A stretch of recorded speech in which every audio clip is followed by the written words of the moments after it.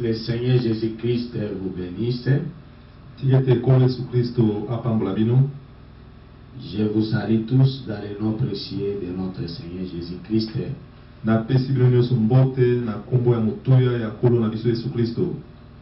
Nous sommes pratiquement au dernier jour de notre enseignement sur les 7 fléaux. Nous allons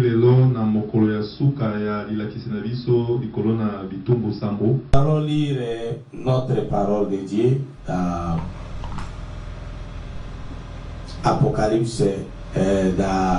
Apocalypse chapitre 9, verset 4 à 5.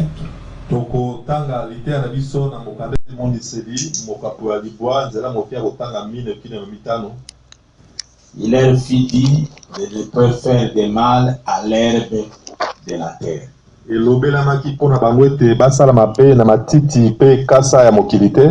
Ni à aucune verdure,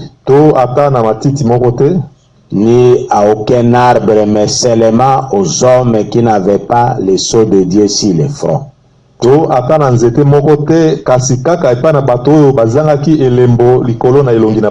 Il leur fit donner non de les tuer, mais de les tourmenter pendant 5 mois.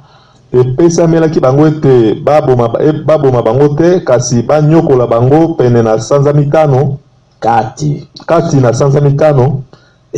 les tourments qu'elle causait étaient comme les tourments que causent les scorpions.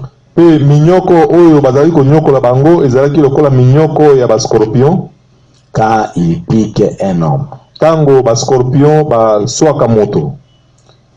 2 Timothée chapitre 3. Sachez que dans les derniers jours, il y aura des temps difficiles.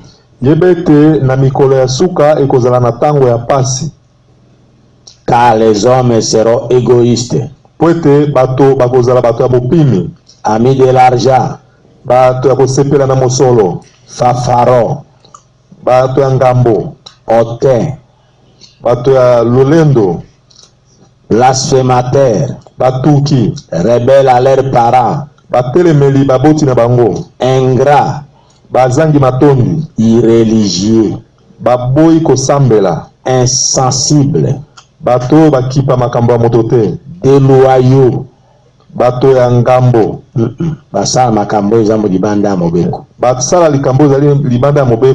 calomniateurs, intempérats,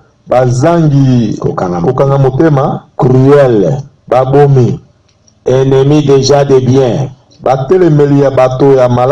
traîtres, emportés, enflés d'orgueil, aimant les plaisirs plus que Dieu, et à l'apparence de la piété, mais renia ce qui a fait la force.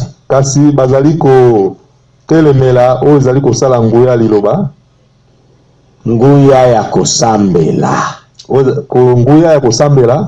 Éloigne-toi de ces hommes-là. Que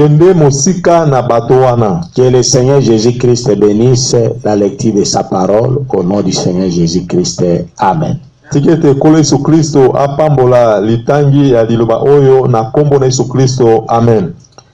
Je vais continuer avec l'enseignement sur les 7 fléaux.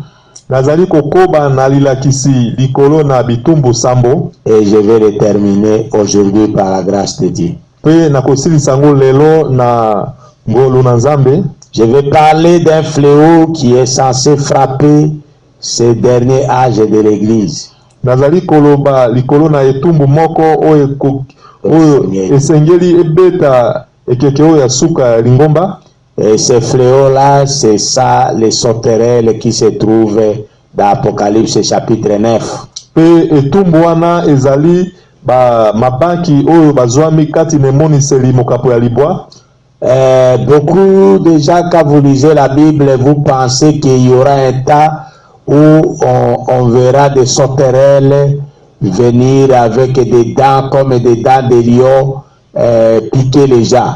Bato ebele bazali kokanisa ete bakomona nde na tango ya suka bakomona nde ba mabanki wana kozala na suki lokola basi pe mino lokola bakosi koya kosoa bato. Et beaucoup pensaient que ça va se passer pendant les 3 ans et demi quand l'épouse sera déjà dans l'enlèvement.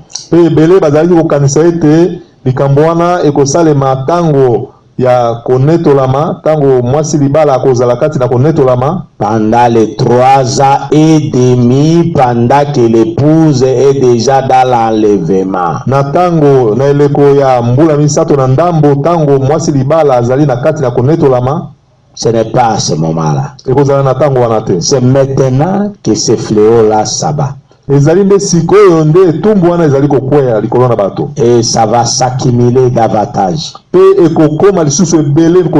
Frère Branham a dit c'est à cause de ce monde qui est dans un état nerveux.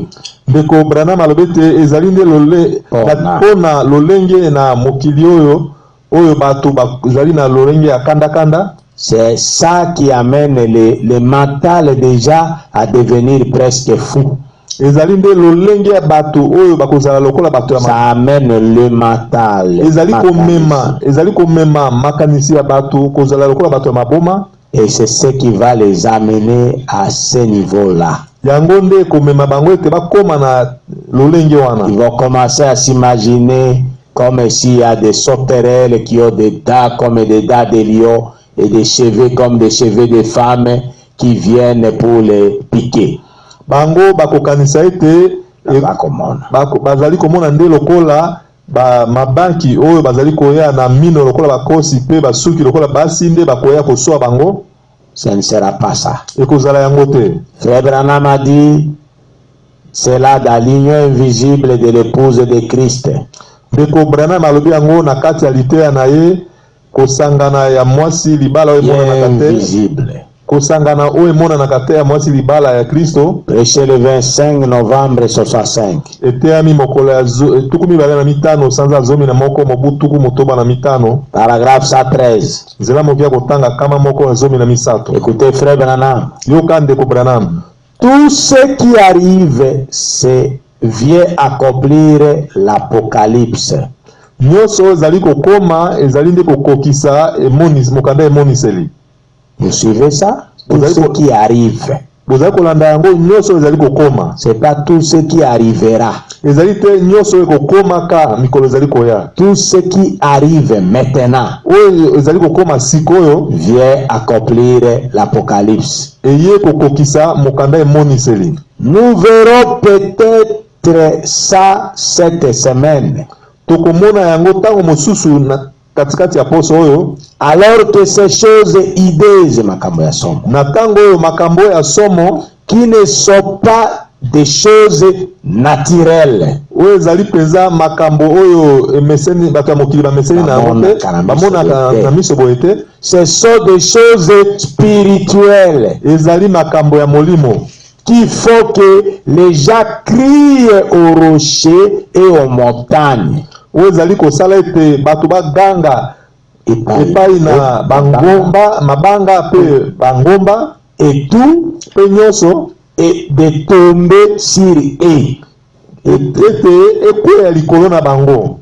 Ce sont des choses spirituelles, ce n'est pas naturel. Ezali makambo ya molimo, ezali makambo ya bonzoto boite, makambo ya molimo. Paragraphe 114. Zela mokia kotanga kama moko zomi na mine. C'est dans une folie complète totale ezali nde kati na liboma penza ya mobimba na yango que ce monde va bientôt sombrer. oyo Nde mokili oyo kota. ekokota na kati ya Na yango sikoyo. yango sikoyo. Et il en est presque là actuellement. Il commis déjà presque. ekomi là. deja na esika yango penza sikoyo. Eh bien, Malamu vous pouvez avoir le signe avant-coureur.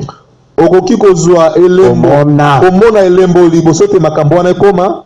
Ça y est, Ekomi c'est en marche. ekomi penza kosala. C'est déjà là dans la rue. Ekomi ezali wana na balabala. Et jusque sur les bancs d'église. Pe atala kino na kati ya bakiti ya masambo. De la folie totale. Ya liboma penza mobimba na yango.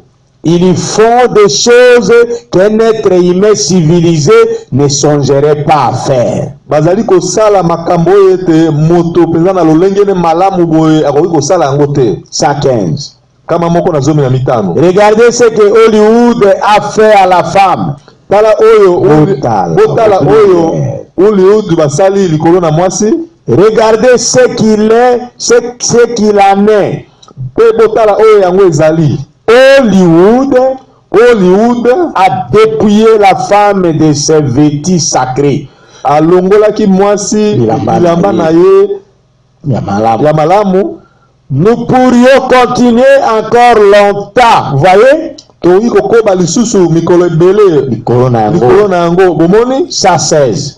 Kama moko na zomi na motoba. Elle a perdu toutes ces choses, la femme. Mwasi abungisi makambo wana nyoso. Comment en est-elle arrivée là? Ndenge nini mwasi akomaki na esika wana? À cause d'un instrument risé appelé l'église. Likolo na esalelo moko ya mayele mabe oyo babengi yango lingomba. Vous voyez ça? Omoni? C'est l'église qui séduit beaucoup de gens aujourd'hui. Ezali lingomba nde ezali kojimbisa bato ebele lelo. Passez dans la ville à Kinshasa partout. Dans les communes. Le cas na ba commune nyoso ya mboka Kinshasa lelo. Vous verrez une église bien bâtie avec des carreaux, des faïences. Okomona losambo etongami malamu na ba carreaux na ba faïences. Mais le protocole ce sont les filles. Kasi bato bayambaka bato pote bakota na losambo ezali bana basi. Et quelles filles, comment elles sont vêtues? Pe bana basi nini lolenge nini bana basi wana balati? En mini jupe. Na ba jupe ya mikuse. Qui sont jusqu'aux genoux. Oyo ekomi kaka na mabolongo te. Et qui sont au-dessus des genoux. Et ce sont ces jeunes filles-là qui reçoivent les gens. La séduction dans l'église. C'est pourquoi Frère Branham a dit, l'instrument risé aujourd'hui qui séduit les gens, ça s'appelle l'église.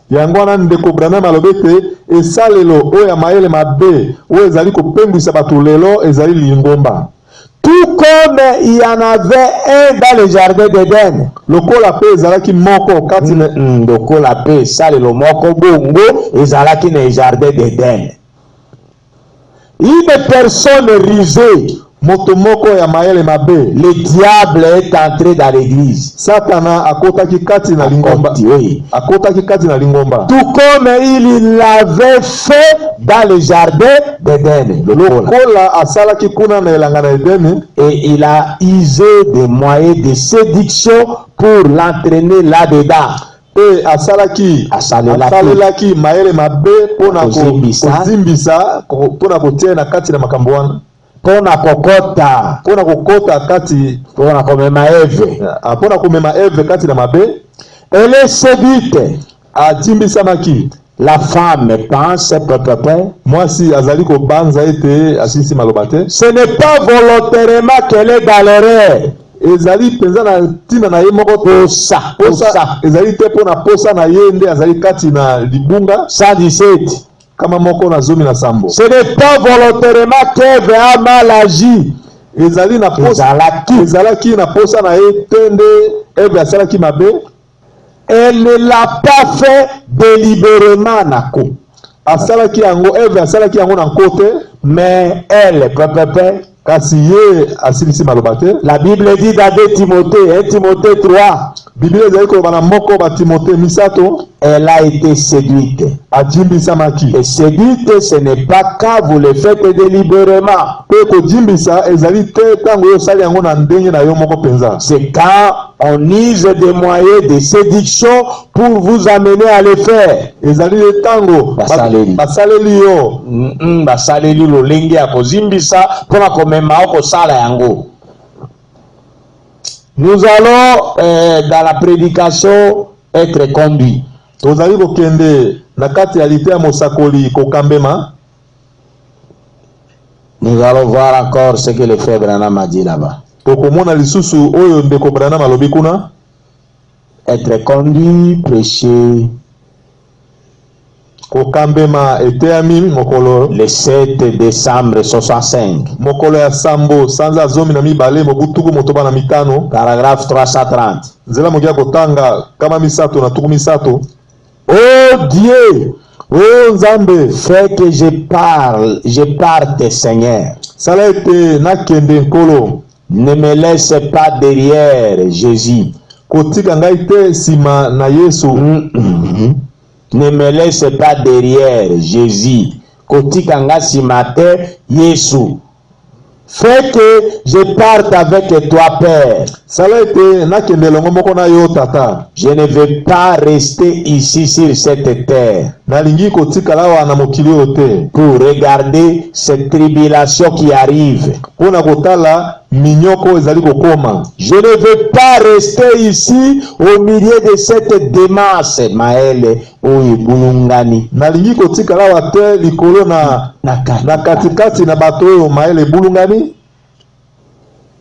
Je ne veux pas être ici quand on verra ces choses hideuses.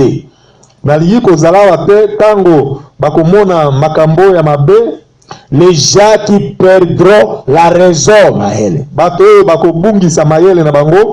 Nous voyons des hommes qui cherchent à agir comme des bêtes et à ressembler à des bêtes.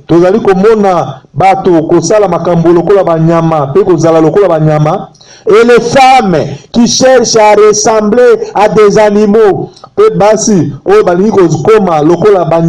Avec ces produits de maquillage sur le visage. Nous savons qu'il a été prédit que ces choses arriveraient. Que la chose arrivera. Qui deviendront tellement fous que des sauterelles apparaîtront avec des cheveux comme ceux des femmes.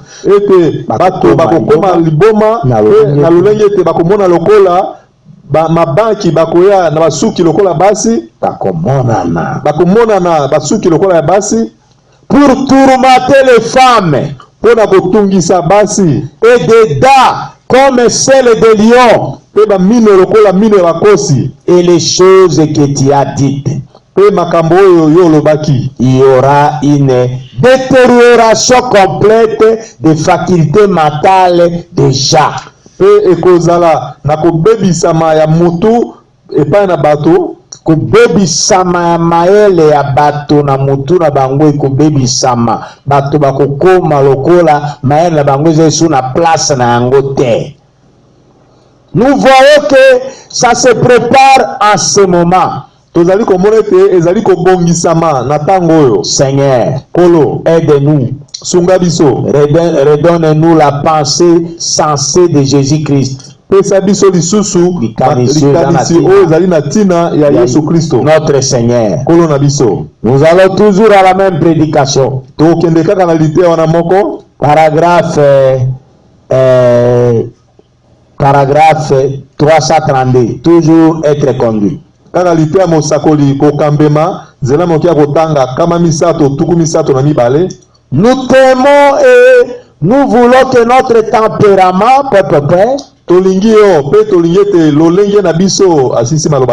qu'un changement intervienne en nous pour que nous puissions être tes enfants po ete biso tokoka kozala bana na yo et sentir ton esprit agir dans nos cœurs, Seigneur. mpe toyoka molimo na yo kosala kati na mitema na biso nkolo Nous attendrir kokomisa biso bopolo kokomisa biso bopolo et nous amener à reconnaître dans quel âge de démence nous vivons. mpe ekoka na Komema biso kososola na kati na ekeke nini ya maele ya bato ya moto etamboli tozali kobika kati na yango.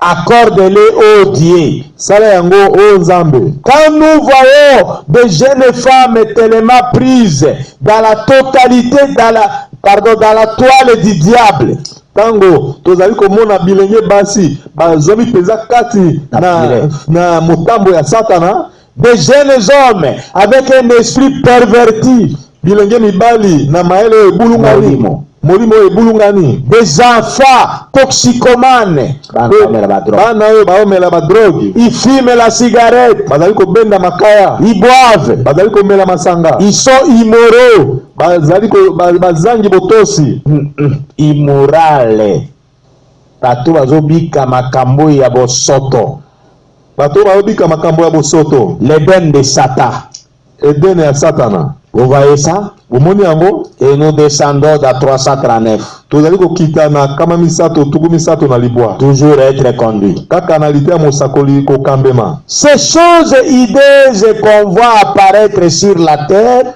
makambo ya mabe ya somo oyo tozali komona ezali komonana na mokili. Vous pouvez voir que les gens sont en train d'en arriver là. C'est de la démasse. Mais quand cette chose frappera, l'église sera partie.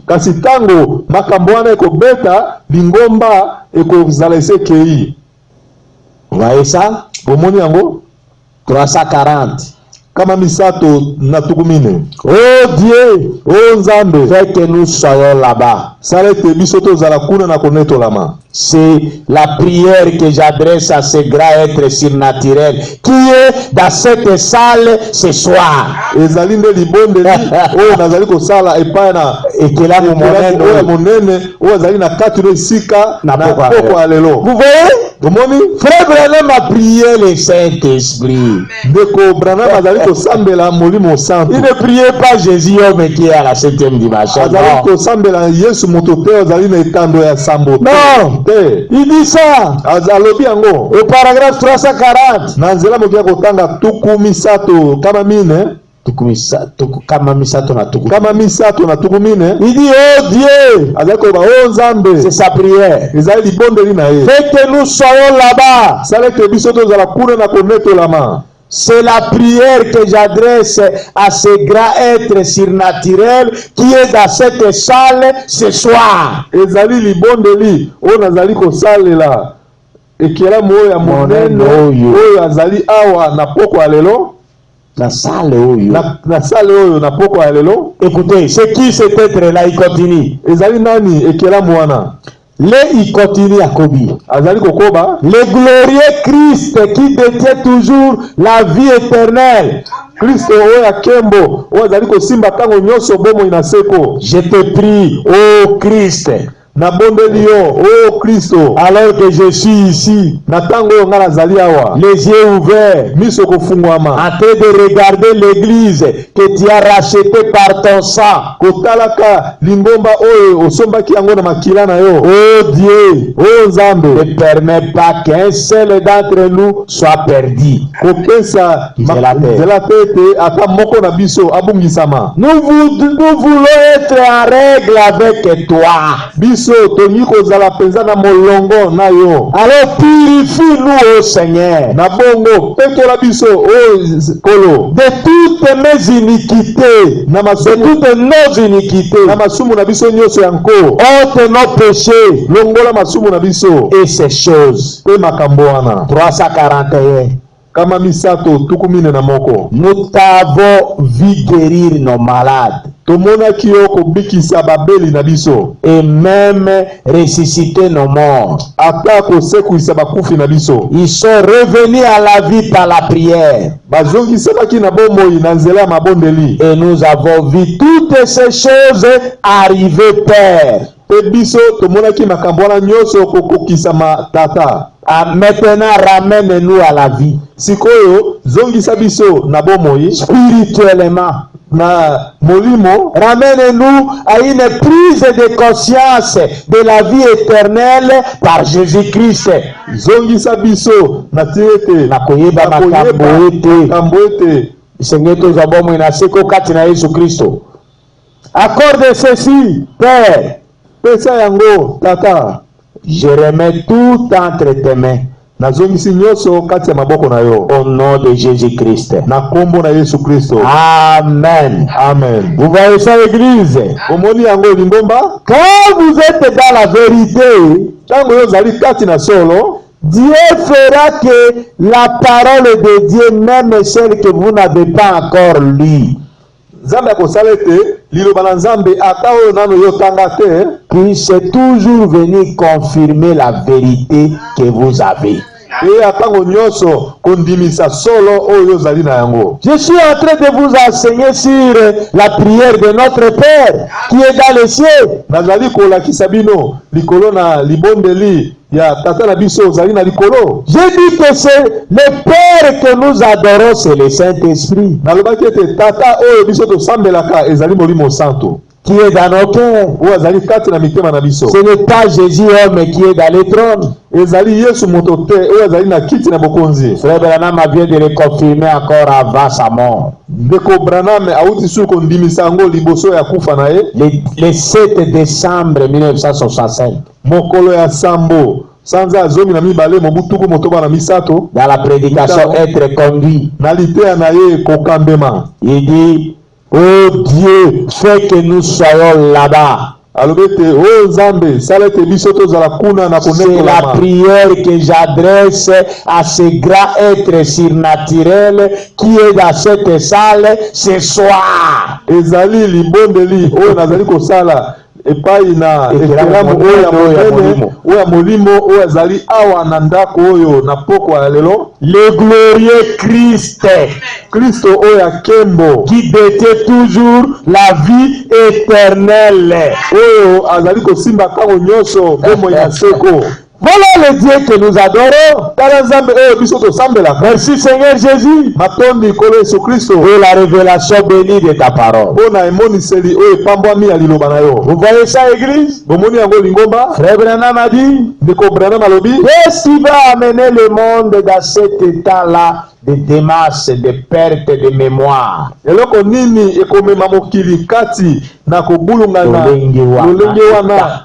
Ya kobulungana na makanisi kati na mokili.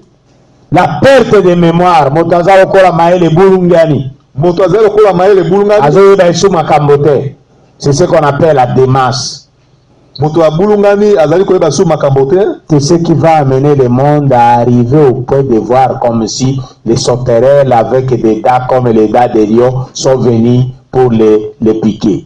Yango nde komema bato bamona lokola mabanki oyo bazali na suki lokola basi pe mino lokola bakosi ezali koya kosoa bango. Vous voyez ça? Bomoni yango? Et frère Branham a dit: pe ndeko Branham alobi, on est presque à ce niveau-là. Les gens sont en train d'arriver là, à ce point-là. Et quand cette chose frappera, ça fait partie des fléaux du temps de la fin. Quand ça frappera, l'église sera partie. Ça va commencer pendant que nous sommes là. Mais après, quand nous partirons, c'est alors que pendant les 3 ans et demi, ça va devenir très grave.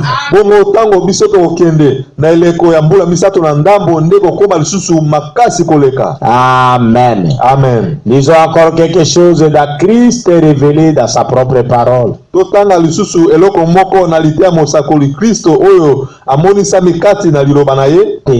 Penza.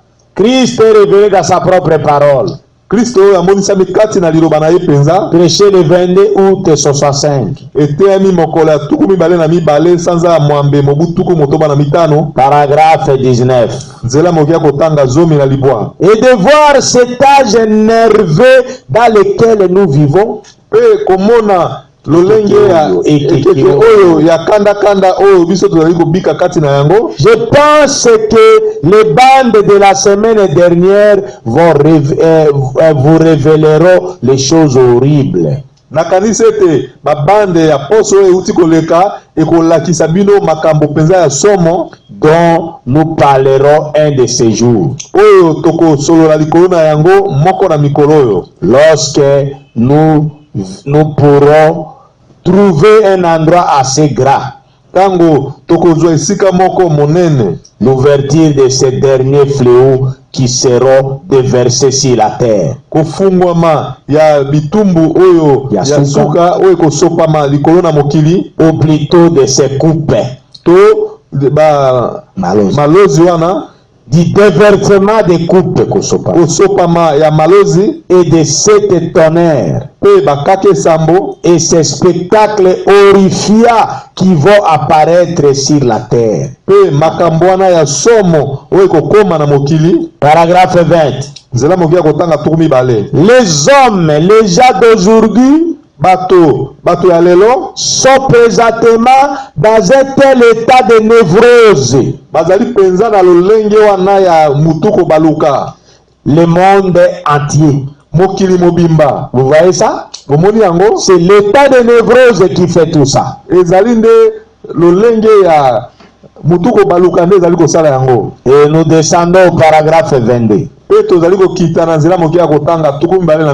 Toujours Christ est révélé dans sa propre parole. Prêché le 22 août 65. Paragraphe 22. Et puis le Seigneur voula, nous aurons l'ouverture de ces 7 coupes. Tokozwa kofungwama ya malozi samboyo.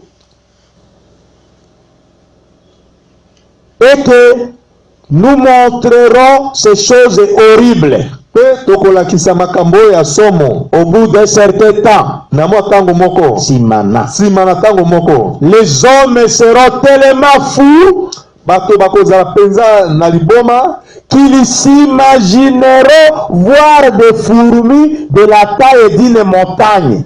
Bakozala na non. Les hommes seront tellement fous, bato bakozala penza liboma, qu'ils s'imagineront voir des fourmis de la taille d'une montagne. Na lolenge ke bakokanisa ete bazali komona ba fourmi monene lokola ngomba. Les femmes seront tourmentées, basi bakotungisama, des sauterelles aux cheveux longs apparaîtront sur la terre. Mabanki ya suki ya milai bakomona na mokili, pour tourmenter les femmes qui auront coupé le lait. Pona kotungisa basi yo bakokata basuki na bango, bakataki basuki na bango. Et les auront des cheveux comme des cheveux de femmes qui pendront kokita kosopana. Bakozala na suki lokola suki ya basi yo zali kosopana. De longues dents comme des dents de lion. Ba mino ya milai lokola mino ya makosi. Des aiguillons dans la queue comme un scorpion. Batonga na mikila na bango lokola tonga ba scorpion. Et ainsi de suite. Bongo na bongo. Pour tourmenter les hommes de la terre. Pona kotungisa bato ya mokili. Mais à ce moment-là, il sera trop tard pour faire quoi que ce soit à ce sujet. Mettez-vous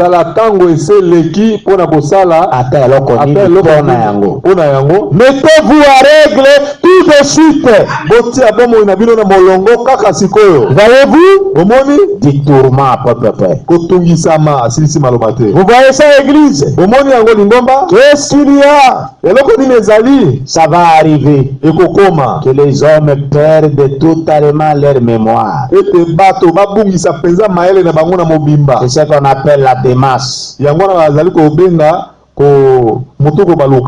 Et les hommes vont s'imaginer qu'il y a des fourmis à la hauteur d'une montagne de vaille. Pe bato bakokanisa ete bafurmi bakomi minene lokola bangomba ete bakwea likolo na bango. Les hommes vont s'imaginer qu'il y a des sauterelles avec des dents comme des dents de lion. Bato bakokanisa ete ezali na mabanki oyo bazali monene pe mino na bango lokola mino ya bakosi. Ce sera de la démasse. Ekozala lokola moto baluki. Et Frère Branham a dit, ça sera un des fléaux pour cet âge. Ekozala lokola moko na lokola te un des fléaux. Ekozala moko na bitumbu ya kekeo ya suka. Et quand on en arrivera là, ce sera tard pour faire encore quoi que ce soit. C'est toujours le troisième époux qui va continuer. C'est-à-dire le jugement va tomber sur ceux qui ont rejeté le message.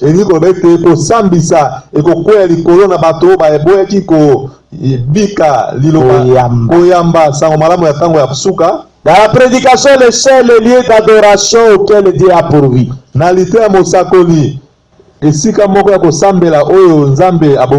Prêché le 28 novembre 65. Paragraphe 289. Ô Seigneur, nous voyons l'état mental. L'âge de la nervosité dans lequel vivent les gens.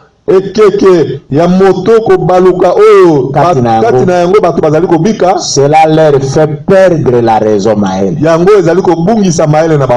Pour accomplir exactement ce que les Écritures ont annoncé et promis. Il y aura des choses très hideuses qui viendront sur la terre. Comme les sauterelles pour hanter les femmes qui se coupent les cheveux. Elles auront des cheveux longs comme ceux des femmes. Les gens verront toutes sortes de choses hideuses. Dans cet état mental d'illusion où il se trouve, ô Seigneur. Vous suivez le frère Branham? Nakati ya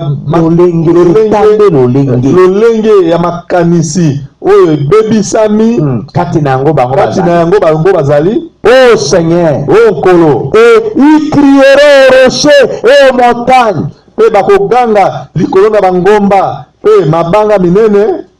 Des femmes qui vont dorloter les chiens et les chats. Basi oyo bazali ko bondela bambwa pe banyawo lokola bana, et qui ne voudront pas élever des enfants pour t'honorer. Pe baoyo balingi ko bokola bana te pona kokumisa yo Nzambe. C'est là qui t'y a donné des enfants. Basi oyo yo pesaki bango bana et qui les ont conçus.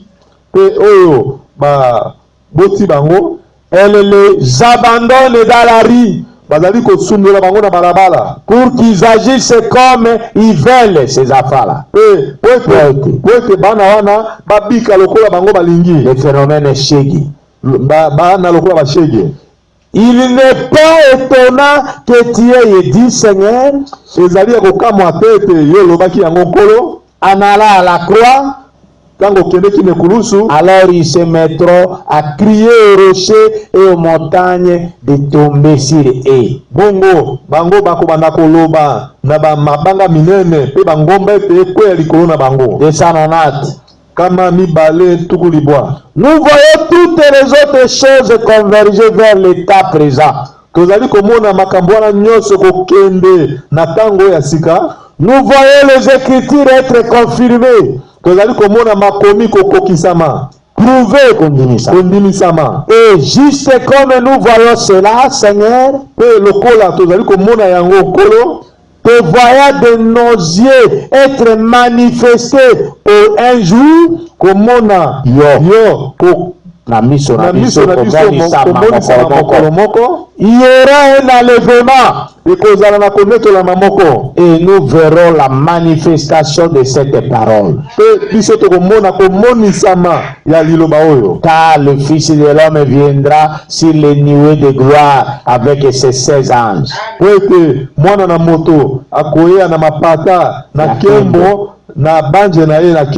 Et nous serons enlevés à sa rencontre dans les airs. Ce sera alors, nous entendons parler maintenant, mais à ce moment-là, nous verrons cela de nos yeux. Alléluia. Amen. Nous allons lire, vous voyez ce qui arrive à ce monde. Vous voyez ce qui arrive à ce monde. C'est l'état nerveux. Et nous voyons ça encore dans les lieux d'adoration. Que Dieu a donné. Prêché le 25 avril 65. 25 avril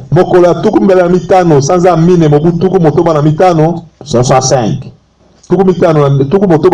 Paragraphe 190 à 191. Regardez la folie des adolescents. Bilenge. Eh bien, il y a eu je vous l'ai dit l'autre jour.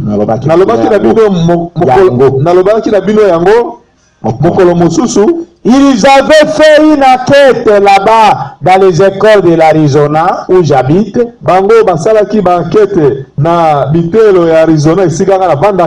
Et 80% des enfants scolarisés sont mentalement retardés.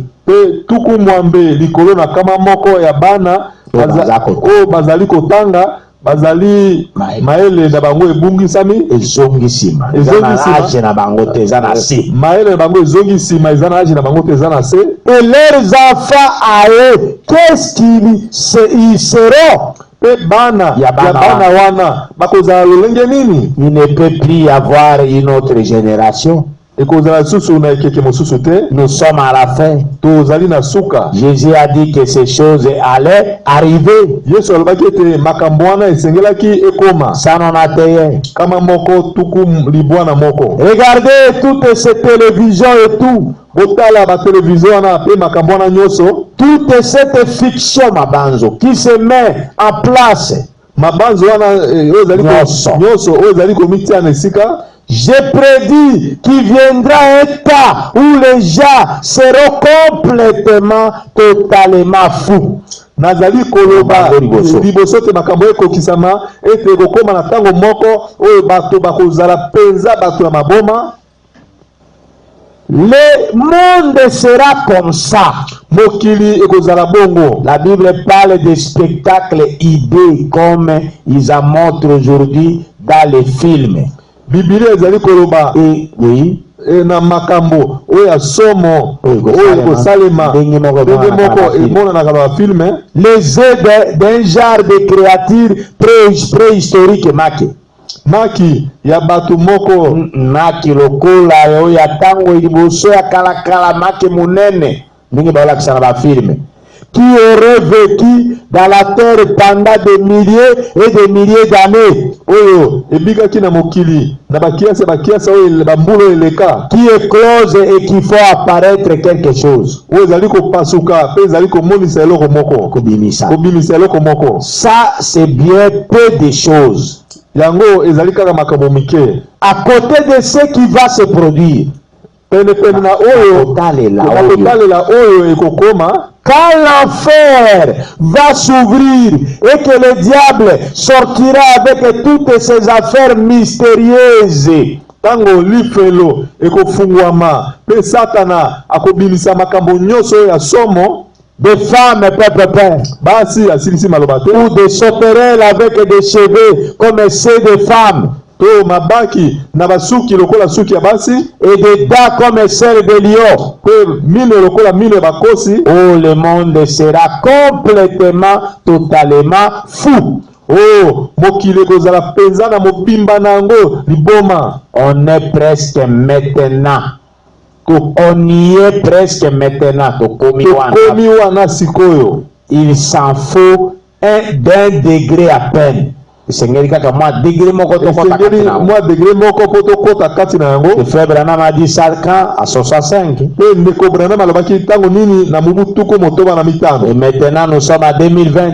Pe sikoyo tozali na mbula koto mibale na tuku mibale. Donc les gens sont totalement fous. Bato bazali penza mobimba penza bato maboma. Et tu ne le sais pas. Pe na kati ya lite ya mosakoli. Yo yebite prêché le 15 août 65. Eteyami mokolo ya zomi na mitano sanza mwambe mobutuku motoba na mitano. Paragraphe 165. Nzela moki ya kotanga kama moko tuku motoba na mitano. Maintenant voyez comme l'esprit suit par derrière. Sikoyo botala lolenge nini molimo ezali kolanda sima. Et au nom du Seigneur, na kombo na kolo, il viendra un temps où les gens deviendront complètement fous. Ekokoma tango moko oyo bato bakozala penza bato ya maboma. La Bible le dit. Biblia ezali koloba yango. Ils crieront et ils hurleront. Bakoganga pe bakoganga makasi. Avec d'énormes choses hideuses dans l'imagination de leur esprit. Na makambo oya somo ya makanisi na kati ya makanisi ya mito na bango. Vous voyez ça? Frère Branham insiste sur ça à peu près dans 3 prédications différentes, que ces choses-là vont arriver dans l'imagination déjà. Ndeko Branham azali ko betela yango sepe na mateya na ye ata misato kolobaka ete makambo ko koma kati ya makanisi ya bato. Qu'est-ce qui va les amener à ça? Eloko nini ko mema bango na yango? L'état nerveux dans lequel nous vivons. Lolenge ya kanda oyo na tango biso tozali kobika. C'est ça ce qui va amener les gens à ça. Yango nde komema bato ete bakoma lolenge wana. Ce sont les radios et tout, les programmes de télévision qui les produisent. Ezali ba radio na ba télévision nde ezali kosala yango. C'est-à-dire les gens, les choses qui sont montrées dans les télévisions là vont apparaître comme ça dans les pensées des gens, dans leur esprit. Ngo ba ete makambo ezali komona na kati ba télévision wana nde makambo ezali komona na kati na makanisi ya bato. Bongo. On verra apparaître sur la terre des fourmis de la hauteur de 14 arbres. Bakomona ba fourmi komona na mokili lokola ba fourmi molai lokola ba nzete zomi na mine. On verra un oiseau voler au-dessus de la terre avec des ailes de 6 ou 8 km d'envergure.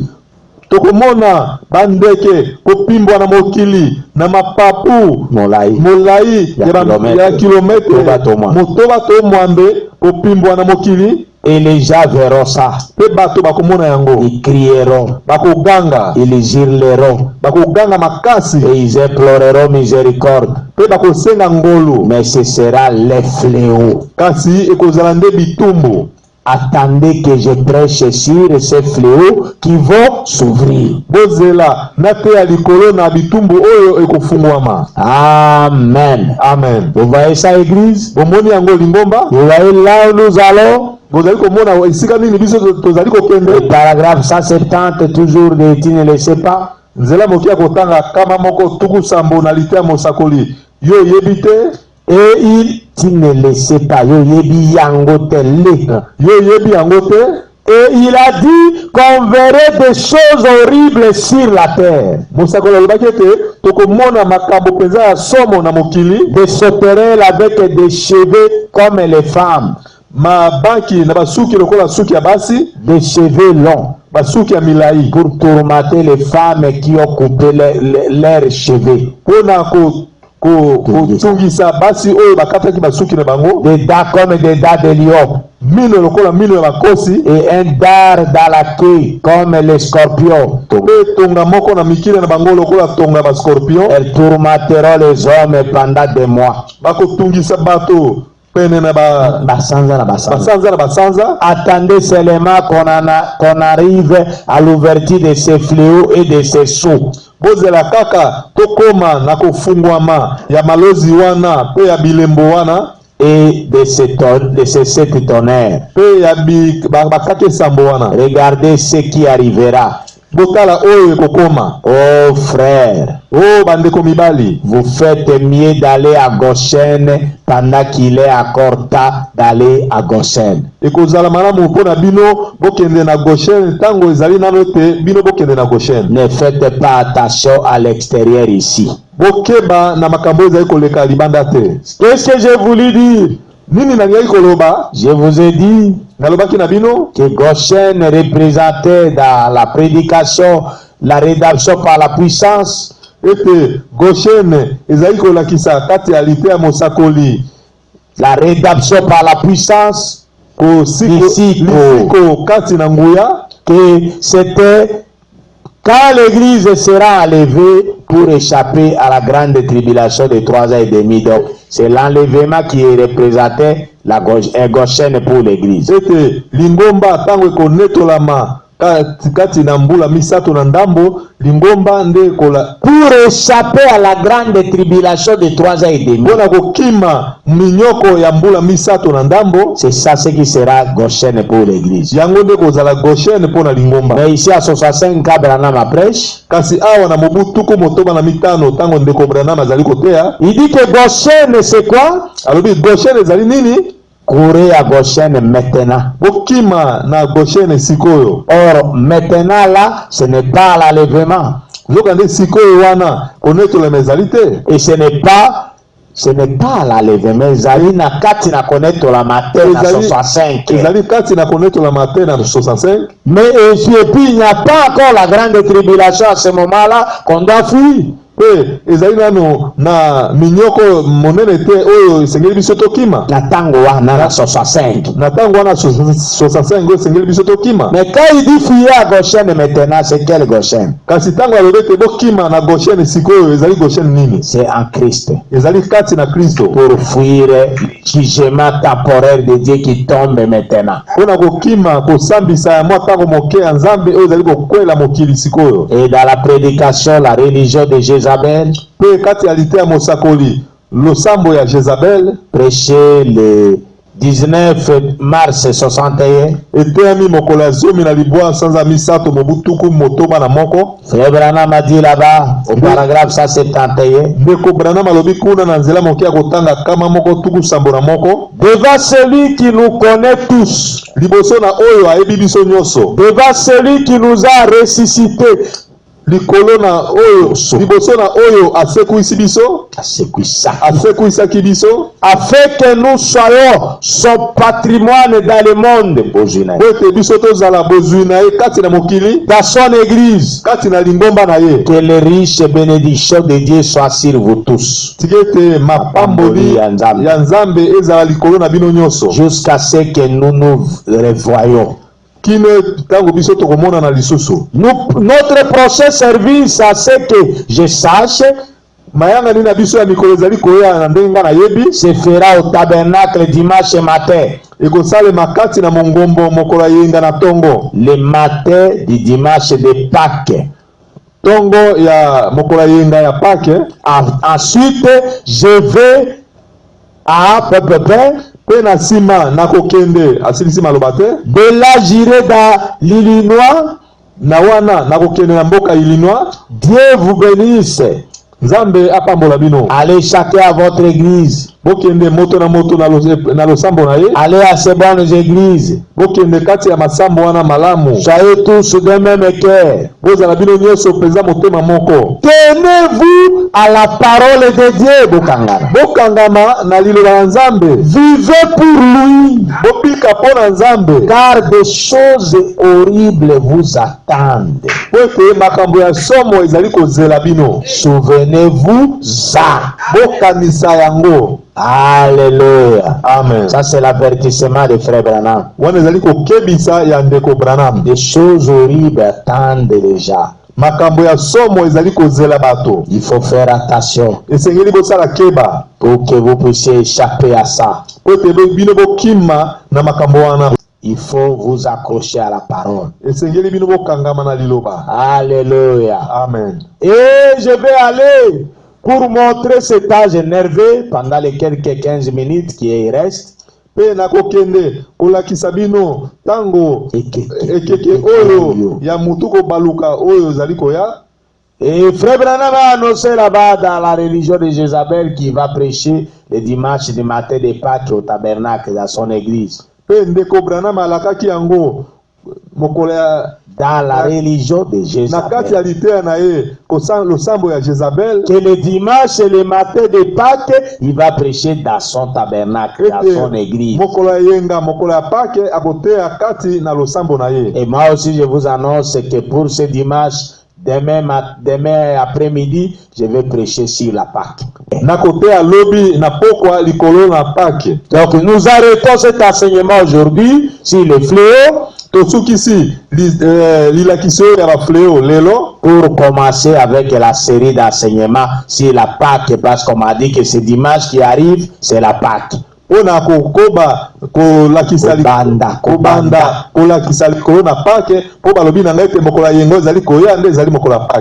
Qu'est-ce que ce monde énervé est?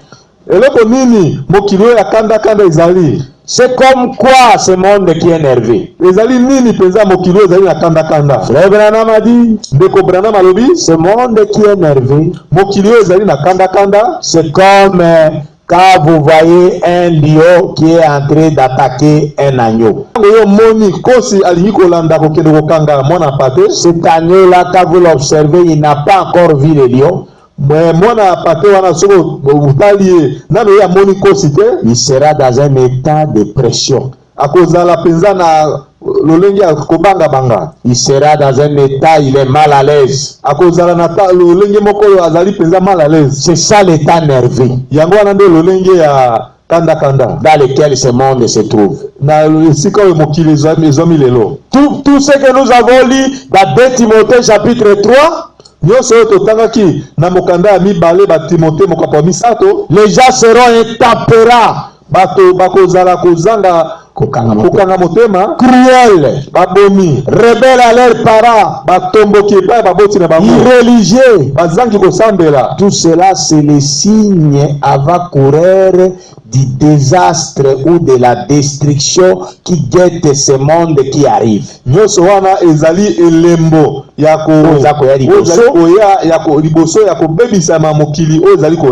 comme cet agneau-là va sentir qu'il y a un danger autour de lui,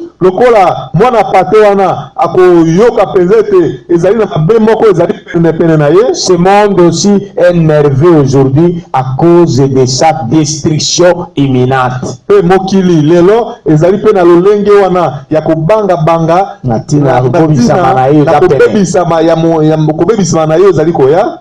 Lisons ça dans l'évangélisation au temps de la fin.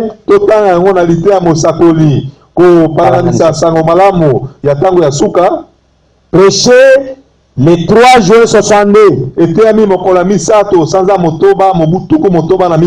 Paragraphe 42.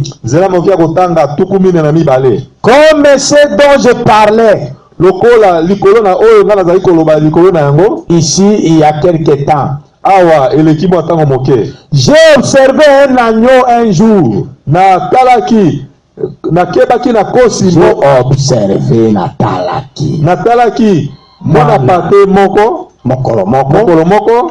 En Afrique, sorti d'un enclos abîmé. Et il était en train de paître très paisiblement. Et tout d'un coup, il est devenu nerveux. Agité donc. Agité. Avec sous tranquillité. Et je me demandais ce qui arrivait à ce petit compagnon.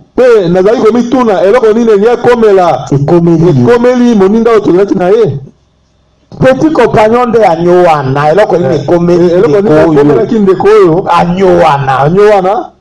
Il dit, alobi, et vous savez qu'une brebis ne peut pas retrouver son chemin. et bien mwana pate ata abungi yeba kanzela na ete ya kozonga D'où qu'elle vienne, ezala uti wapi elle est complètement perdue. abungi sami penza mobimba C'est la raison pour laquelle le Seigneur nous compare à des brebis. yango wana kolo akokanisa biso tango nyonso na bana pate. Vous voyez, omoni lorsque nous sommes perdus, tango biso tobungi il n'y a qu'une seule chose qui puisse nous ramener. ezali kaka eloko moko okoki kozongisa biso, C'est le berger. ezali mobateli na pate. Et ce petit compagnon belé, Pe pate wana azalaki koganda et il s'était gardé de la clos. pe ye abungaki na Mosika na lopango. Et j'ai remarqué dans l'herbe un peu plus loin, Pe namonaki na matiti mwa mosika le petit compagnon ne pouvait pas le voir. mwana pate wana akokaki komona ye te.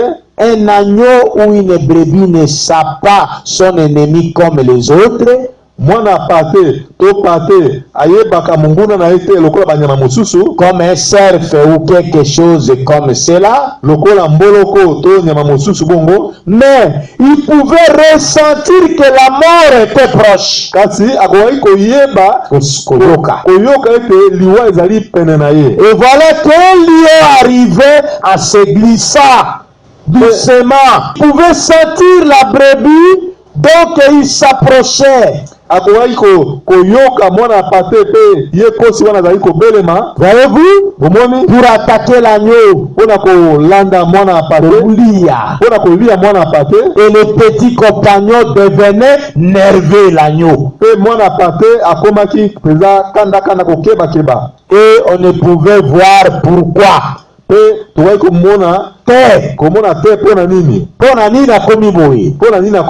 Mais c'était la mort qui menaçait de si près qu'il était nerveux. Kasi ezalaki nde kufa nde ezalaki kolanda ye penza yango ekomisaki ye kanda. Paragraphe 43. Nzela mokia kotanga tukumi na misato. Et le monde est dans un tel état de névrose. Pe mokili ezali na lolenge wana ya kokeba motuko baluka. À ce moment même, Na tango oyo penza que l'on circule dans la rue à 145 km pour aller s'asseoir dans un bistrot et boire. Ça, c'est le véhicule. pe ozali komona mituka ezali kokima penza na vitesse makasi 145 km à l'heure. 45 km à l'heure mpona kokende kaka mpona komela masanga, Kofanda na bar moko. kofanda na kati ya bar moko komela masanga. Et boire pendant 2 heures avant de rentrer à la maison. Pe komela ata ngonga mibale liboso ya kozonga na ndako. Et c'est un assaut de Pe ezali kopimbwa ya mibale. Vous voyez ça? Bomoni yango? C'est quoi ça? Ezali nini? C'est le monde qui est dans un état nerveux. Ezali mokili nde ekomi na tango moko ya motuko baluka. Vous voyez ça même sur la route. Tala yango ata na balabala. Quelqu'un, vous êtes au volant, vous allez doucement, bonnement. Moto moko yo ozali na vola ozali kokende na malembe. Mais vous verrez qu'un chauffeur de 4 ou de 2 à 7, il veut vous dépasser à toute allure. Pe moni chauffeur moko ya ketch to ya 207 aye penza koleka yo na vitesse makasi. Croyez qu'il va à Maluku. Okanisa lokola akende na Maluku. Ou bien il va à Mbujimayi par véhicule. To akende na Mbujimayi na motuka. Mais vous verrez à quelques 20 mètres même, il s'arrête. Okomona ata 20 mètres liboso na yo atelemi. Vous vous demandez, cette grande vitesse qu'il a utilisée, c'était seulement pour s'arrêter ici. Pe yo komituna vitesse nyonso ya kimi mbangu ezaka pota suka awa. C'est la nervosité, la névrose, l'état de névrose dans le monde. Ezali nde lolenge ya motuko baluka o ezali kati na mokili. Et vous voyez encore ça dans la prédication faite dans cette vallée de fosse. Pe okomona lisusu kati ya lita mosakoli bosala kati na baluka oyo mabulu. Prêché le 19 juillet 52. Eteami mokolo ya zomi na libwa sanza sambo mobutuku motoba na mibale. Et là je vais sauter un peu, je vais revenir après. Wana na kopimba na mwa moke pe na kozonga kuna sima.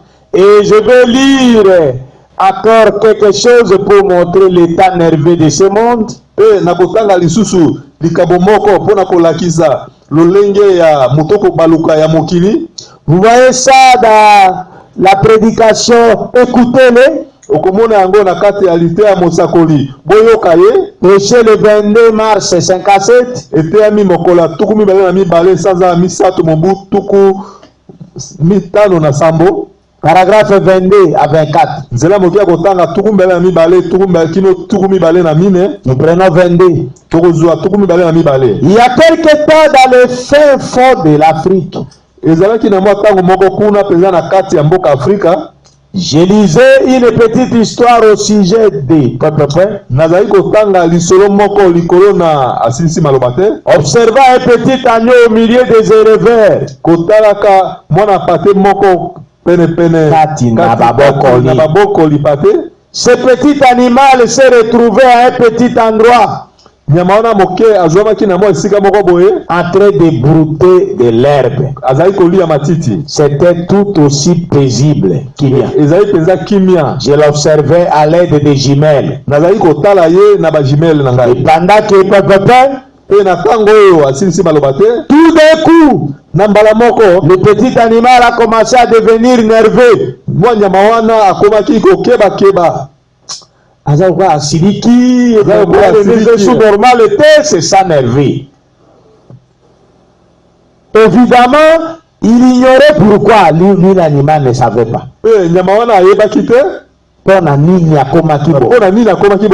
Alors en dirigeant les jumelles de l'autre côté là, très loin, au milieu de très hautes herbes, katikati ya matiti peza milai milai, un très gros lion à la crinière noire avait reniflé l'air et senti l'odeur du petit animal. Kosi moko ya monene oyo azalaki wana ayokaki solo ya mwana pate wana. Or, la brebis ne peut pas sentir l'odeur du lion. Mais le lion peut sentir l'odeur de la brebis.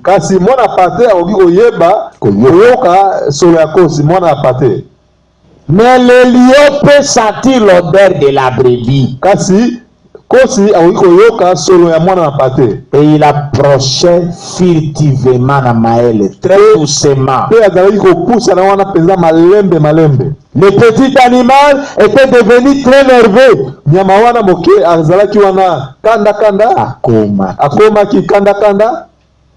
Et il s'est mis à courir ça et là. Décrivant des cercles.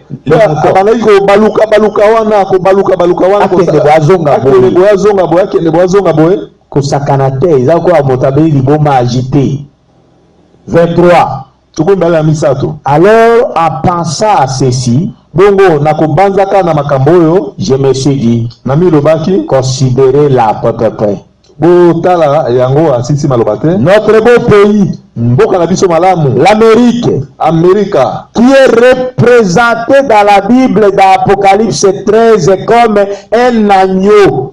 Oyo etalisami na buku emoniseli lokola mwana 13 na buku emoniseli zomi na misato etalisami lokola mwana na pate. Et de voir combien on est devenu très nerveux. Tout le monde est pressé. Vous voyez la nervosité du monde d'aujourd'hui? Nervosité. Tout le monde est devenu pressé. Il donne des coups de klaxon en prenant le coin.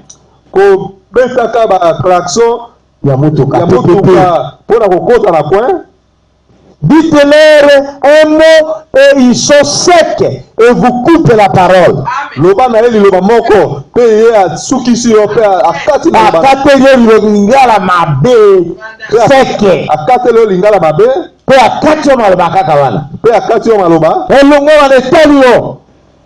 C'est ça le chauffeur à Kinshasa. C'est quoi ce comportement-là?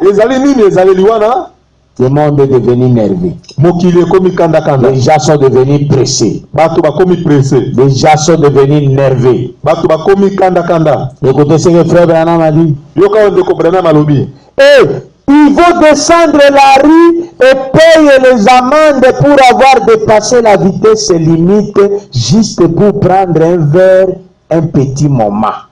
bango bazali ko Bakokita la barabara, bakokima makasi na vitesse oyo eleki limite normal, pe bakokanga bango bafuta amende po kaka bazokende komela masanga quelque part dans un bistrot avant de rentrer chez eux. Kati na bare liboso bazonga epa na bango. Pourquoi cet empressement? pona nini pressé wana? Autrefois, nous avions le temps de communier et de causer les uns avec les autres. Balo leka tozalaki na tango ya kosangana ya kosolola moko na bamususu. Mais maintenant, Kasi sikoyo nous n'avons même pas le temps de rencontrer les voisins, notre voisin. sikoyo tozasuka ta na tango te ya kokutana komona voisin na yo. Nous ne nous connaissons pas. Tozoyebana pe te. Même les psychiatres font les dépressions nerveuses. Ata baminganga oyo batalaka mitu bango mpe bakomi kaka na kati ya mitu ko baluka Et vont à l'hôpital psychiatrique. mpe bango mpe bazali kokende kati na hôpital ya mitu. Il y a tellement de gens nerveux, dérangés, névrosés, ezali mpenza ebele na bato oyo mutu na bango baluki mpenza, que je me demande souvent qu'est-ce qui en est la cause. mpe nazali komituna ti lelo nini ezali kosala ete bato wana bakoma bongo. Paragraphe 24. nzela moki ya kotanga tuku mbele na mine. C'est le même tableau. Donc, ezali kambo kaka moko ndenge wana na pate wana liboso ya danger ya lion oyo azali koluka yali ya ye ndenge moko pe mokili lelo eza devant tableau wana, devant situation wana. C'est le déroulement d'une scène. ezali kosalema ya sene moko Ya likambo. ya likambo. Scène nde likambo te. ezali nde kosalema ya likambo moko. Le jugement est sur le point de frapper cette nation. Kosambisa ezali pene ya kobeta ekolo oyo. Non seulement cette nation, mais toutes les nations. Kasi kaka ekolo oyo Amerika te, kasi bikolo nyonso. Et les gens sont nerveux. Pe bato bazali kanda kanda. Leur émotion, papa. Bazali penza bato ya ko. Leur émotion na bango. Ils ne sauront vous dire ce qui leur a ainsi. Kanda. Les hôpitaux psychiatriques sont pleins. Hôpital oyo esungaka bato ya mutu ya pasi ya mutu etondi. Les pavillons de psychopathes sont débordés. Ba pavillon hôpital oyo yambaka bato ya malade ya mutu etondi penza bato. Et on ignore ce qui provoque cela. Bato bazali ko bosana eloko nini ezali ko sala ke bato bakoma bongo. C'est la venue du Seigneur. Ezali boye ya kolo. Il fait toujours plus sombre avant les jours. Butu eyaka penza molili makasi liboso te tongo etana. Parce que c'est le jour qui fait pression sur les ténèbres. Ete ezali mokolo nde ezali ko sala ete pression à la molili. Et c'est maintenant même l'heure la plus sombre.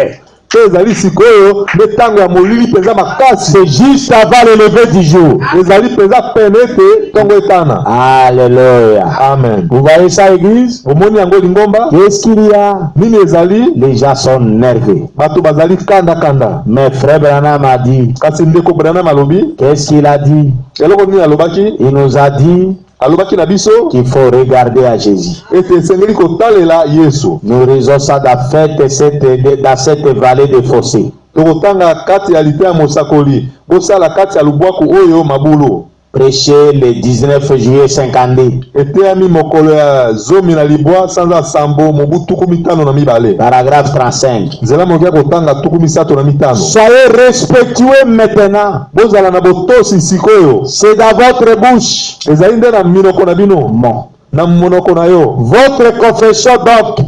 Ko yambola na yo bongo. Tenez-vous de ce côté une minute.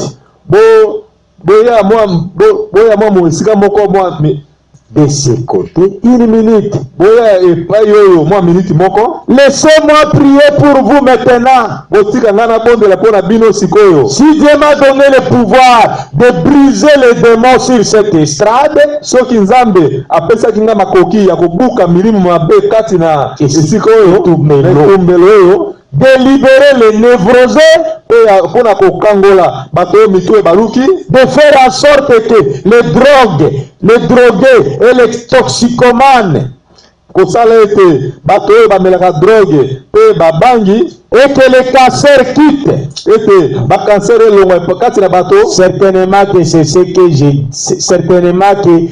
j'ai dit est la vérité. Ezali penza solo ete oyo nga nazali koloba ezali solo. Vous avez confessé Jésus en tant que votre guérisseur. Vous croyez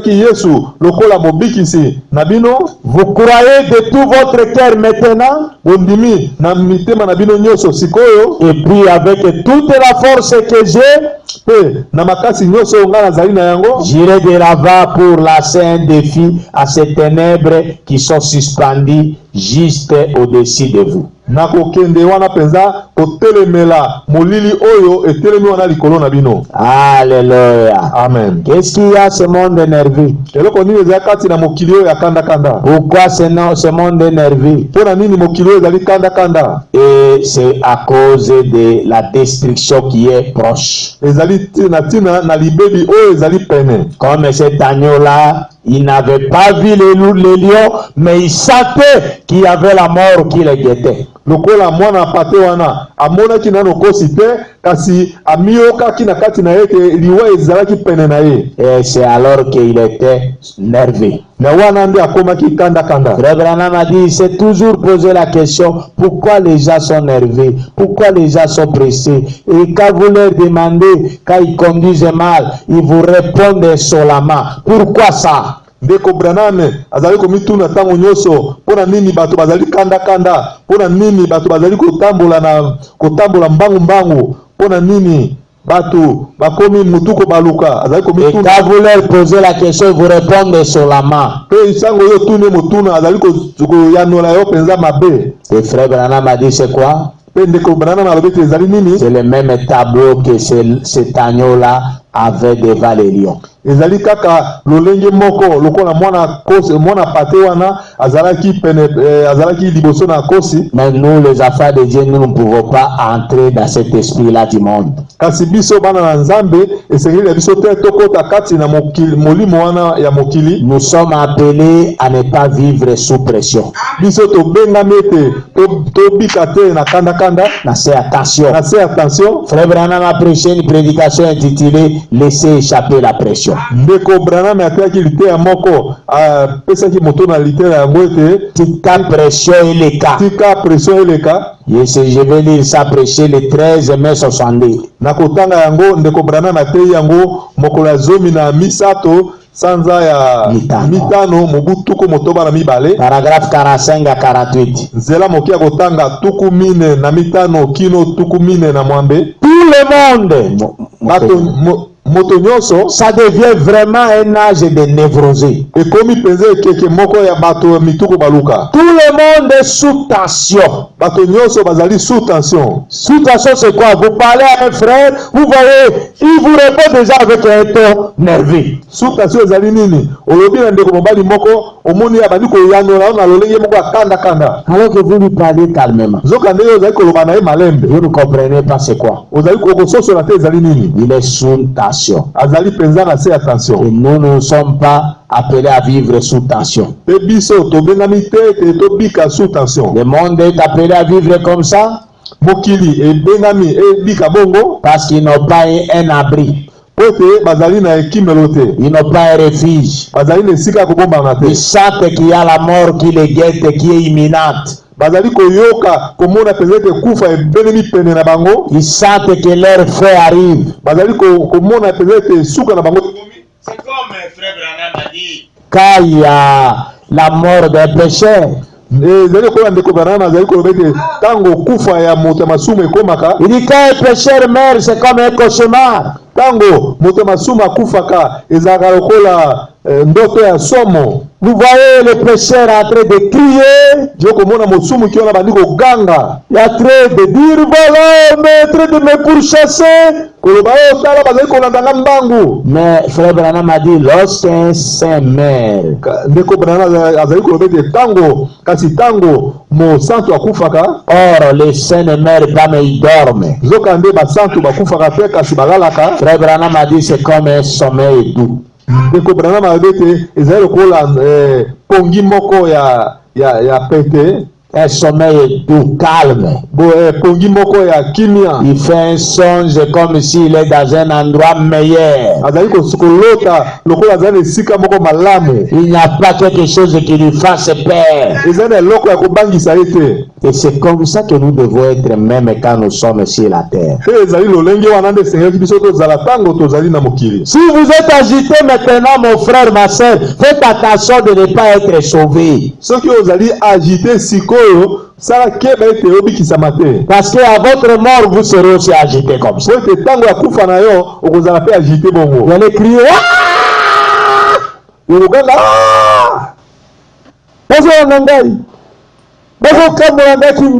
Et vous mourrez. oh bazofina ngai pe sima okufi. Parce que vous n'avez pas la paix avec Jésus. Po ete yo ozalaki na kimia te na Yesu. Frère Branham a dit, Ndeko Branham alobi tout le monde est sous tension.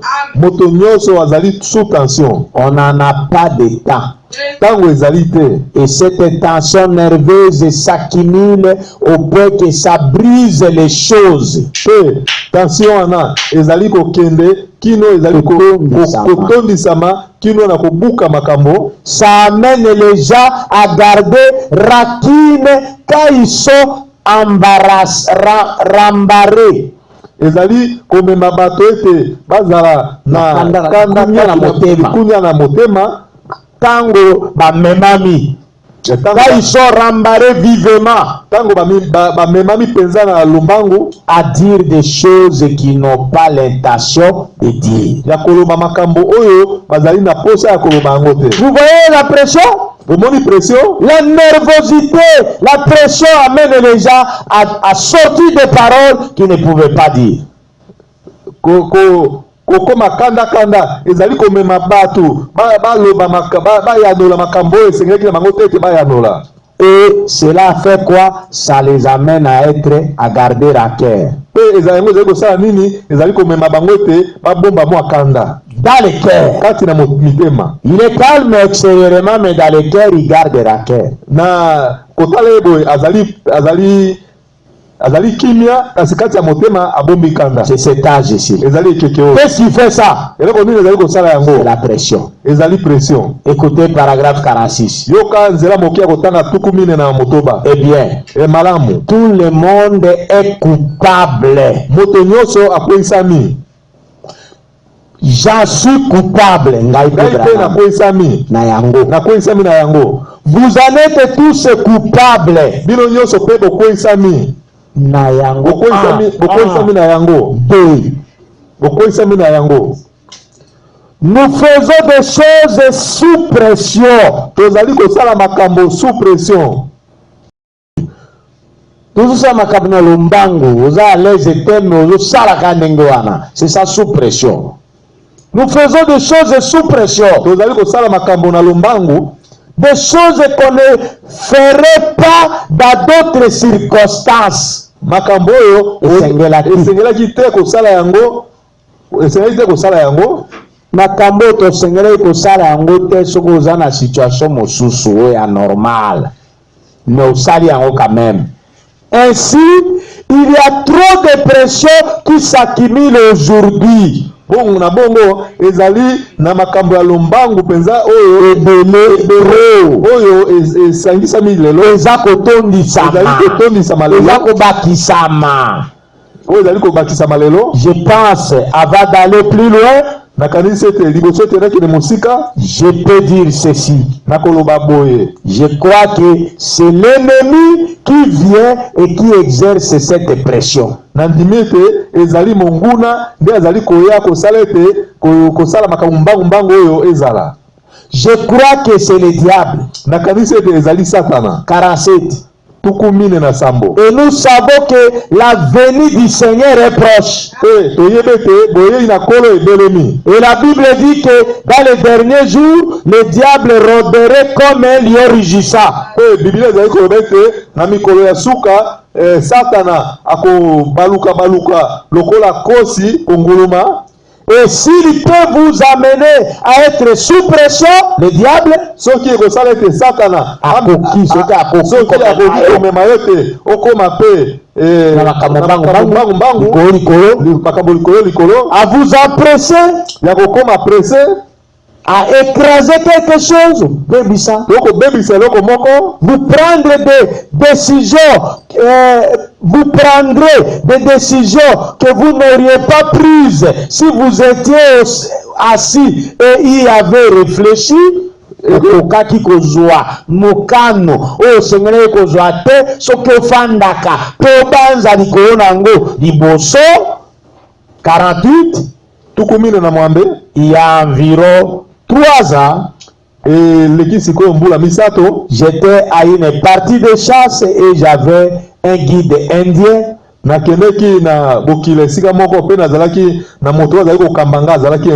Je suis très rapide quand je chasse. C'est la chose yango. Je suis vraiment comme cela, vous voyez. Je suis l'un de ceux qui accumulent la pression. Donc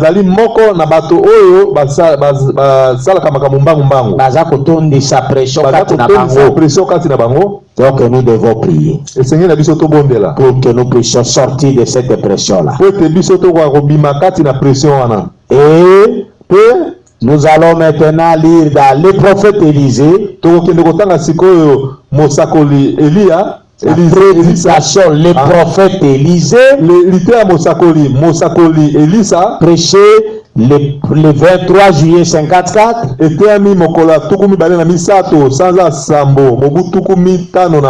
Paragraphe 10.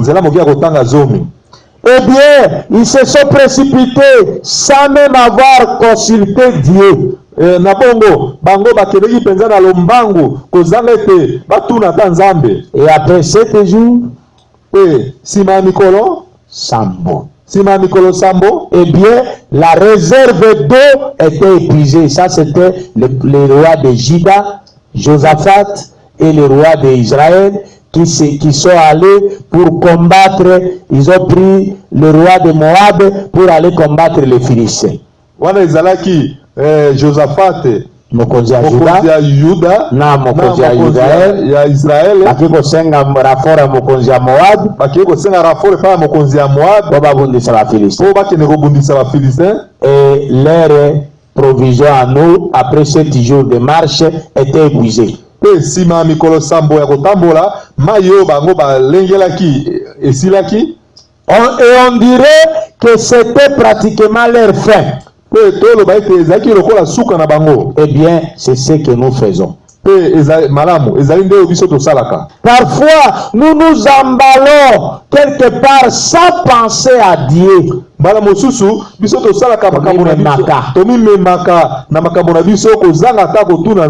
Sans prier pour cela. Pour demander au Seigneur si nous devrions faire cela ou pas. Et nous nous retrouvons à court de bénédiction.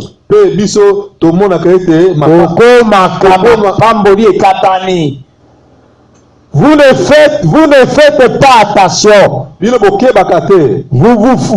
êtes relâché dans la vie de prière. Vous dites, eh bien, je suis chrétien. Eh bien, c'est le plus grand signe que vous devriez prier plus que jamais si vous êtes chrétien.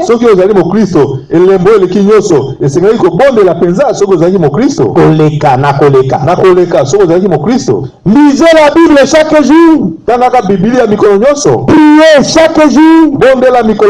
Ne prenez pas de décisions trop à la hâte ou trop vite ozwaka mokano na lombangu te to mbangu te sans avoir premièrement consulté Dieu à ce sujet. kozanga na ete liboso ete otuna nano mokano na Nzambe Otuna Nzambe na likolo na yango. otuna Nzambe likolo na yango. Demandez-lui, Tuna Nzambe, dois-je faire ceci, Père? nasala boye tata. Demandez-lui, Senga ye, tuna ye, est-ce ta volonté que je fasse ceci?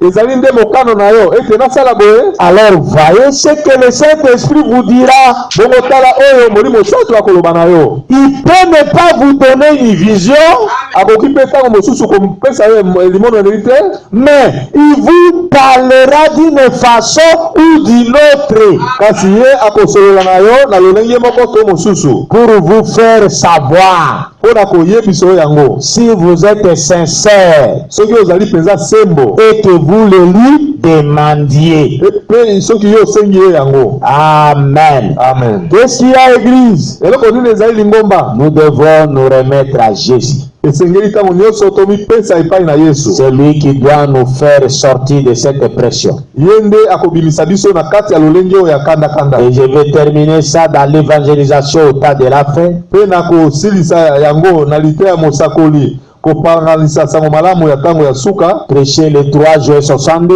Eteyami mokolo ya misato sanza motoba mobutuku motoba na mibale. paragraphe 46. Nzela mokia kotanga kama mine na motoba. Ainsi, Na bongo toutefois, na mbala nyonso na bongo, il y a une voie de sortie, c'est Christ. ezali na nzela moko ya bobimi ezali Kristo. Pour sortir de la pression qui est sur cette terre aujourd'hui, la voie de sortie, c'est Christ. Pona kobima kati na kosala makambo mbangu oyo ezali lelo, nzela yango ya kobima ezali Kristo. Maintenant, Sikoyo un chrétien ne devrait pas être dans cet état. Mokristo esengelaki te azala na lolenge wana. Quel état? Lolenge nini? D'être nerveux. Ya kosala makambo mbangu. Kozala agité. Kozala agité. Kozala posé te. Kanda. Makambo noki. Oza tranquille te. Non, un chrétien ne peut pas être comme ça. Mokristo esengeli te azala bongo. Par réponse, au kateri bato makambo maloba ya kozokisa bango lokola ndenge ba chauffeur ya 207 balobaka. C'est pas ça un chrétien. Mokristo azalaka bongo te. Je répète ça. Nazali kozongela yango. Toutefois, il y a une voie de sortie, c'est Christ. Mbala nyonso ezali na nzela moko ya kobima ezali Kristo. Maintenant, Sikoyo un chrétien ne devrait pas être dans cet état. Mokristo esengelaki te ekokaki te azwama na lolenge wana. Nous devrions être heureux. Esengelaki te ozala bato esengo. Attendant la venue du Seigneur. Kozelaka boyei ya nkolo. Car elle est proche. Ete boyei na nkolo ezali ebelemi. Nous pouvons sentir la brise rafraîchissante du calvaire, mon pépé. Koyoka komona mopepe. Koyoka mopepe ya malili ya calvaire koya. Lorsque nous baissons le regard et voyons le Dieu du ciel qui a fait la promesse, tango biso tokitisi miso na biso tomoni Nzambe na lola oyo asalaki bilaka, et les choses mêmes que Jésus a fait dans sa vie, qu'il a promis qu'elle reviendrait dans les derniers jours. Et nous le voyons ici. Qu'est-ce que c'est là? C'est le souffle du rafraîchissement. Contre la pluie qui arrive. Voyez-vous? Nous savons que la rédemption est proche. Voyez-vous? Quelque chose est sur le point d'arriver. Maintenant, le monde ne voit pas cela. Ils en rient. bazali koseka yango parce que c'est comme ils l'ont fait autrefois. po ete ezali lokola basalaki mbala oyo eleki. Mais nous savons que cela s'approche. Kasi biso toyebi ete likambo yango ezali kobelema. Amen. Amen. Que Dieu vous bénisse. Tika ete Nzambe apambola bino. Un chrétien Mokristo ne devrait pas être dans un état nerveux. esengeli te azala na lolenge ya kanda-kanda. Nous savons maintenant que le monde ici est nerveux parce que il y a le lion qui rugit, c'est le diable, pour faire tomber, pour exécuter le jugement de Dieu sur la terre. Biso toyebi ete mokili ezali lelo na kanda-kanda pe Pour être diable. Satana kosi oyo azali konguluma makasi azali Pour akitisa kanda na nzambe na mokili. akitisa kanda na Nzambe na mokili. Et le monde est là comme cet agneau qui sentait la mort s'approcher de lui. Pe mokili ezali wana lokola mwana na pate oyo azali koyoka kufa kobelema pene na ye. C'est pourquoi les gens sont nerveux. Yango wana bato bazali kanda-kanda. Frère Branham nous a donné la raison pourquoi les gens sont nerveux. Ndeko Branham apesi biso tina nini bato bazali kanda-kanda. Et la Bible le dit dans 2 Timothée chapitre 3 verset 1 à 5 que les gens sont intempérants. Po ete Biblia ezali koloba na biso na mokanda ya Batimote ya mibale nzela moke ya kotanga Chapitre 3. okapo ya misato nzela moke ya kotanga Moko kino mitano. Et les gens sont intempérants. Ete bato bazali kozanga motema ya molai. Les gens sont cruels. Bato bazali babomi. Les gens sont irréligieux. Bato bazali kosambela. Les gens sont ennemis déjà des biens. Bato bazali banguna ya bato basalaka malamu. Tout ça c'est quoi?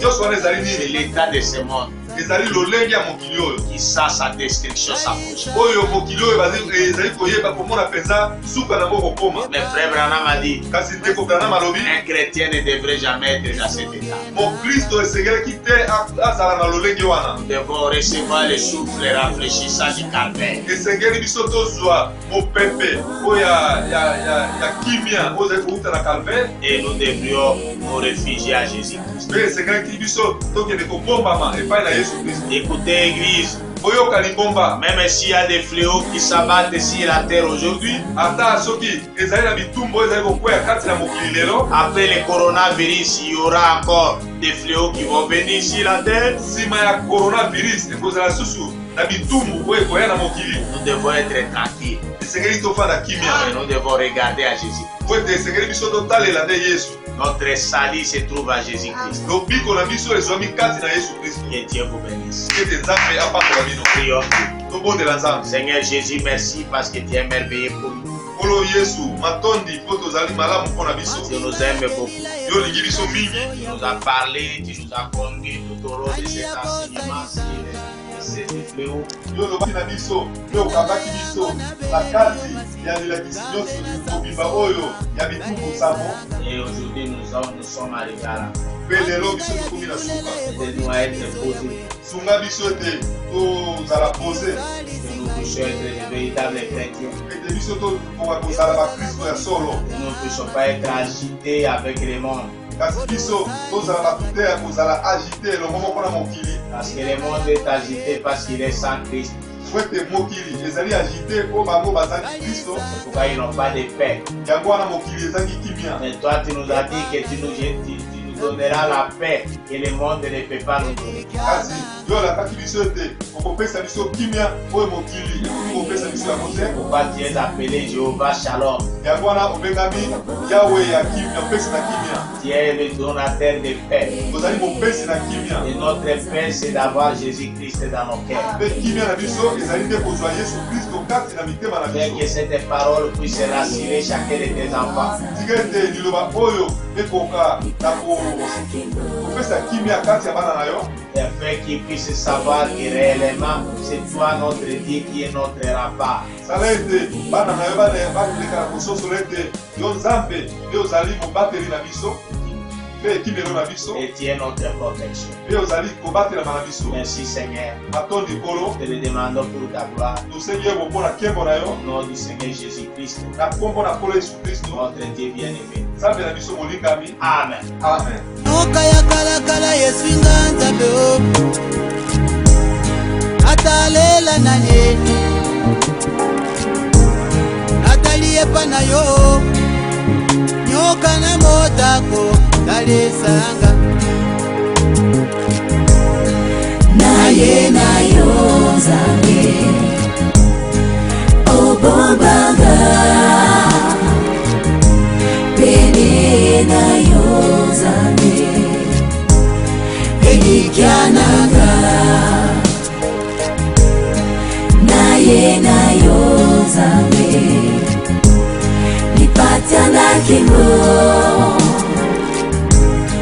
Pene na yo Nzambe Bisunginanga Litambo ya satana etondi na balabala yange Soki yo batelinga ite